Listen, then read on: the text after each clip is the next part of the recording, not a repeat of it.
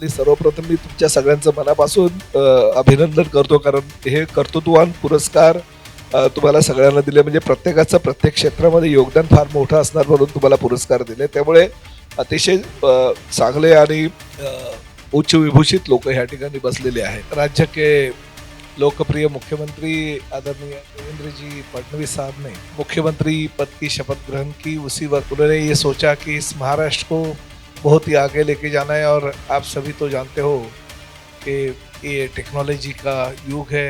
आज तो एआई टेक्नोलॉजी ने पूरे दुनिया में कहर मचा दिया है। तो इसी तरह से ट्रांसपोर्ट डिपार्टमेंट की जिम्मेदारी मुझे आदरणीय हमारे उप मुख्यमंत्री तथा पार्टी के प्रमुख एकनाथ शिंदे जी ने दी। उसी वक्त से मैंने निर्धार कर दिया कि इस हमारे डिपार्टमेंट को कुछ आगे लेके जाना है। हमारी जो ट्रांसपोर्ट डिपार्टमेंट की रचना कुछ अलग है। देवेंद्र जी ने कहा कि 100 हमारे जो 100 दिनों का प्रोग्राम है उसमें आपके डिपार्टमेंट की बहुत ही प्रगति होनी चाहिए। एक साइड में मेरे पास आरटीओ डिपार्टमेंट है, तो एक साइड में एसटी महामंडल है जिनकी स्थापना 1948 में हुई थी और करीबन 1 लाख तक के कामगार और अधिकारी वर्ग हमारे साथ है। उसमें ड्राइवर, कंडक्टर और टेक्निकल जो वर्कर लगते हैं उनकी संख्या ही 87,000 है।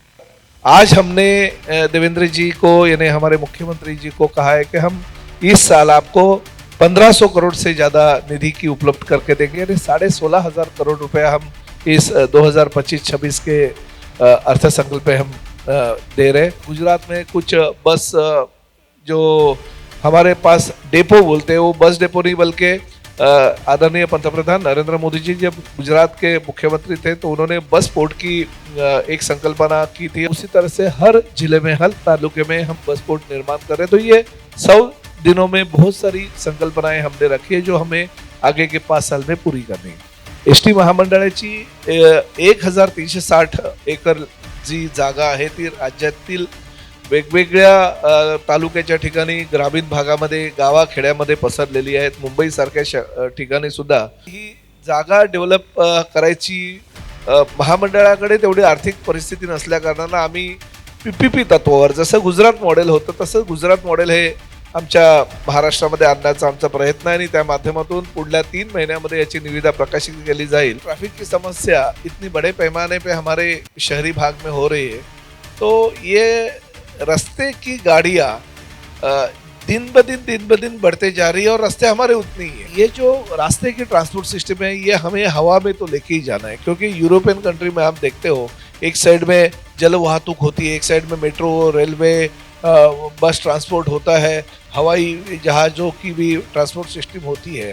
तो एक पॉट टैक्सी की संकल्पना हमने अभी लाई है। जो जमीन की सुविधा है वो हवा में लेके जाएंगे। जहाँ पे रोपवे कर सकते हैं वहाँ पे रोपवे भी करेंगे, क्योंकि यूरोपियन कंट्रीज में बहुत सारी जगह पे जो पर्यटन क्षेत्र है वहाँ पे रोपवे है। आम्ही अशी सिस्टीम आता तयार करतोय की कॉर्पोरेशनच्या माध्यमातून पे अँड पार्कची सुद्धा व्यवस्था तुम्हाला प्रत्येक वाहन चालकाला द्यायला हवी। पार्किंग प्लाझा तुम्ही निर्माण करायला हवे। याला वेळ लागणार आहे, लगेच काही प्रताप सर नाही की किंवा मुख्यमंत्र्यांनी सांगितलं म्हणून वर्ष 1.5 वर्षात त्याची अंमलबजावणी होणार नाही, पण येणाऱ्या जनरेशनला ही गोष्ट फार प्राधान्यानं आम्हाला द्यावी लागेल की, आणि आम्ही सुद्धा तसंच निर्णय आता ट्रान्सपोर्ट डिपार्टमेंट घेणार आहोत की ज्याच्याकडे पार्किंगची व्यवस्था आहे, ज्याच्याकडे स्वतःची पार्किंगची व्यवस्था आहे त्यांनीच फक्त गाडी घ्यावी आणि त्याच्याच गाडीचं रजिस्ट्रेशन होईल, अशा प्रकारचं धोरण आम्ही करतोय।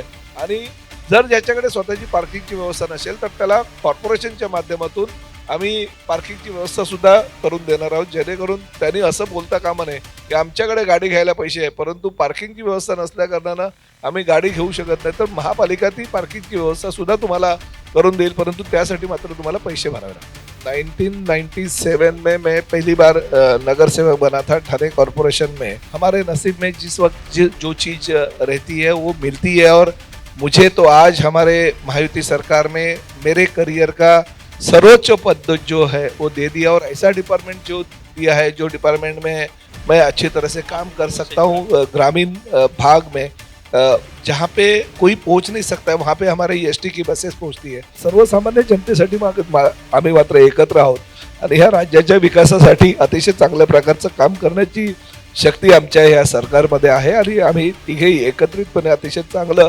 पद्धतीने या राज्याला पुढे जाण्याचा प्रयत्न करू.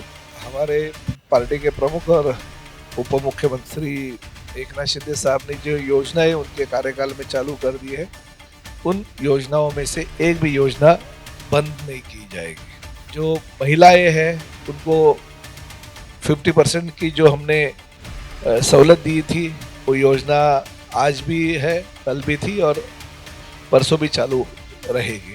तो आप उसके लिए निश्चिंत रहिए. हमने महिलाओं को जो 50% सहूलत दी थी और ज्येष्ठ नागरिकों को जो सहूलत दी है, उनका पैसा हम उनको सहूलत देते हैं, मगर उनका पैसा हमें राज्य शासन के माध्यम से मिलता है.